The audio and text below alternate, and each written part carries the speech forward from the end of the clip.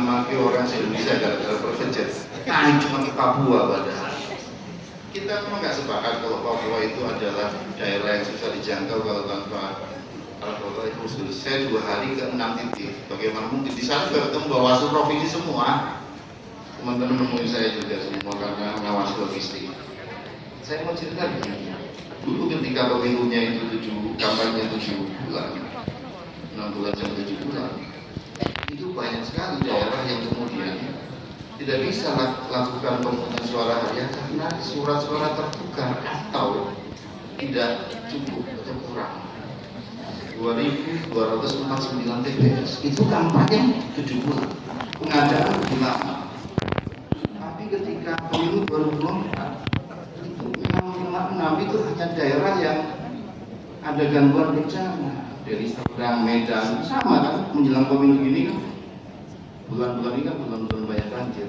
Tidak ada satupun TPS yang kurang surat suara di pemilu 2024. Ya ada dinamika mana Sulsel ini, ada dinamika di Sulsel, tapi karena komunikasi baik antar KPU Bawaslunya kan jadi intinya kan begitu, terfasilitasi semua. Ini beda-beda, ini angka-angka ini bicara bahwa kemudian untuk proses itu kita mengambil kebijakan ini itu kok dipakai terjauh gitu kan. Secara etik kemudian kita disalahkan, ya itu udah hukuman kita.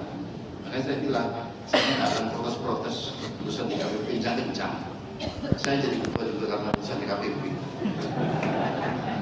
Hanya waktu putusan dibacakan itu nggak yakin juga kita jadi ketua. Itu berkah wiridan sholawat. Iya. Nah ini soal visi. Next. Nah ini yang beda dengan Bawaslu. Teman-teman sekalian, Bawaslu ini punya kelonggaran yang luar biasa untuk melakukan bimtek dan lain-lain. KPU itu nggak punya duit.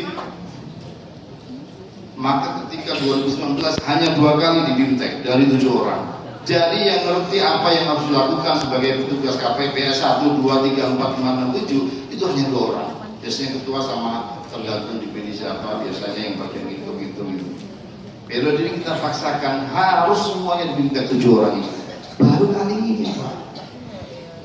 Tapi teman-teman tetap aja kalah banyak sama Bawaslu. Bawaslu bimteknya berulang-ulang di BTPS. Cuma 1 orang, berapa kali dibimtekin terus itu.